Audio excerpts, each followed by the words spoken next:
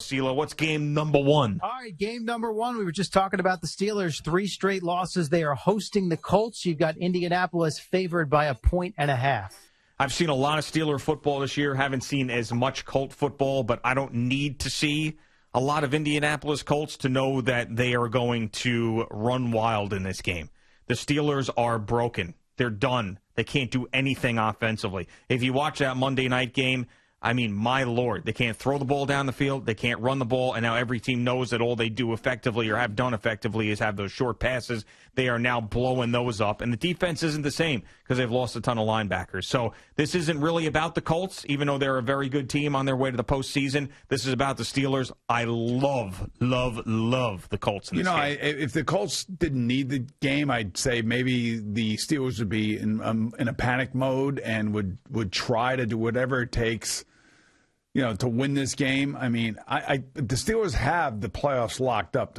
The Colts have to win this game. I mean, they got it. They have to. So and the Colts are playing better. All their games are close, though, G. They've been coming down to the fourth quarter. And these are 2 Hall of Fame quarterbacks. This could be one of these games where the team with the ball last wins it. Okay, field goal. Colts cover. The hell is that? Big Zoo, you work on this radio station? And this show? That was the other studio, because we have them up for CeeLo to be on air here. All right, so I'm going to take the Colts. Okay, very good. Okay. All right. Okay. All right, game number 2. Jet fans will be watching this one closely. You got the Jaguars hosting the Bears. Chicago has been a little on the hotter side with Mitch Trubisky back at quarterback. Chicago favored by 7.5 on the road at Jacksonville. All right, so I gave you a lot of football analysis with that last pick. I'm going to give you just fan-watching analysis with this one, and I know how it's going to go. How it's going to go is the Jacksonville Jaguars are going to keep this game close. They're going to have a lead late, and they're going to blow it, making it the worst-case scenario for the Jet fans that want Trevor Lawrence. That's exactly how it's going to go. I'm not even going to break down who's doing what. Bears offense look good. All it doesn't matter. This is going to be torture times 10 for the Jets. So give me the Jaguars to cover, but to lose the football game. I see the prism that you're looking through. I'm going to take the Bears here, and I think the Bears, popping down 30 points a game the last 3 weeks. And David Montgomery being healthy, I'm going to take the Bears. Game number 3, the Sunday Nighter, one of the really few compelling matchups you got this week. You've got the Packers hosting the Titans. Tennessee goes to Lambeau Field as a 3.5-point underdog. So I love the Colts. I really like the Packers. I definitely, if I'm having a best bet, it's going to be Indianapolis. But I do like this game. But I can see that other thing happening in this game, which is like ball control, Derrick Henry, the 220 yards and 3 touchdowns, Aaron Rodgers getting frustrated, a pick here, maybe a little bit under pressure. I could see that happening, but it's not going to. What's going to happen is that the Packers are going to get up by 21 points. It's going to be something like 24-3, and then Derrick Henry is going to be sort of deemed useless at that point, sort of like he was in that Browns game, and the Packers are going to roll in this one. Give me Green Bay. I think a tight game, man. I think it's like a 27-24 game, and I'm going to take the Titans and the points.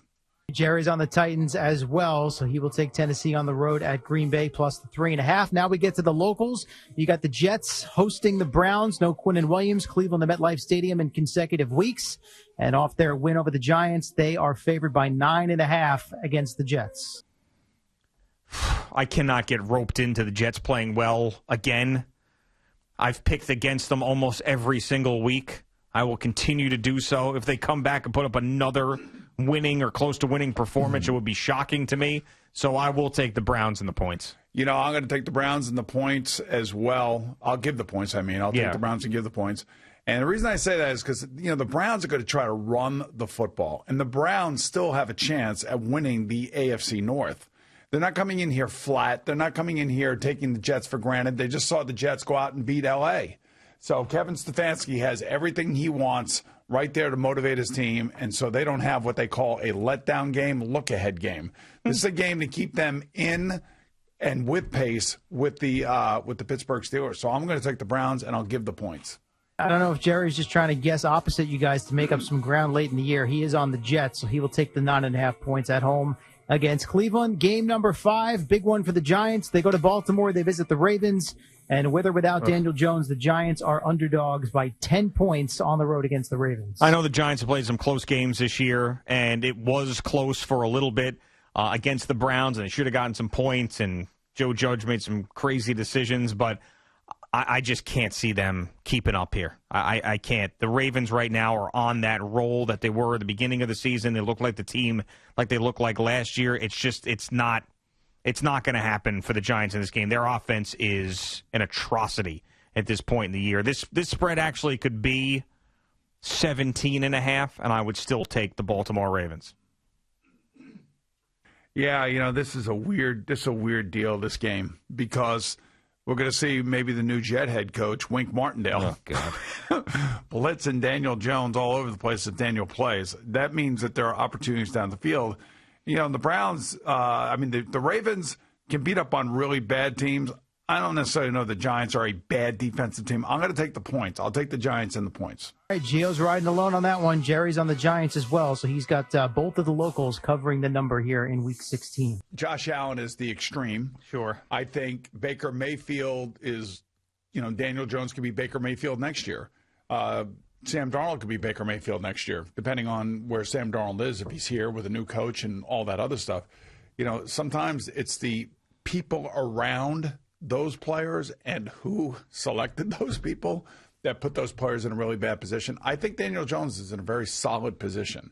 Just wish he had a little bit more of the intuition of people around him. He's a little bit of a statue in that regard. Well, he got better with that. I mean, the shame of it was that he was playing his best. The team was winning. They had positive things happening. They were inching closer to a division title, and he got hurt, changed everything. Right. So, and it's sort of like with Sam Darnold. Every time we get excited about Sam Darnold, there's another injury, there's an illness, there's something, and now that's the situation he's in. So, we were all in on Daniel Jones and the Giants prior to that hamstring injury and then everything that happened after that. Even after the Colt McCoy game, it was still like this team is flying.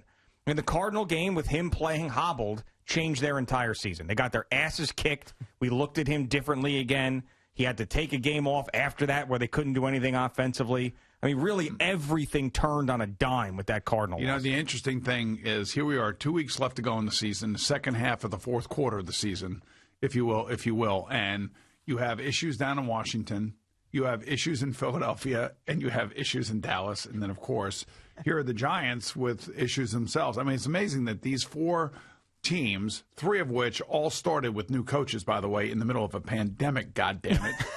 In the middle of a goddamn pandemic. Thank you for watching. Please like, comment, and subscribe. And don't forget to hit the red bell so you're notified when we have new content.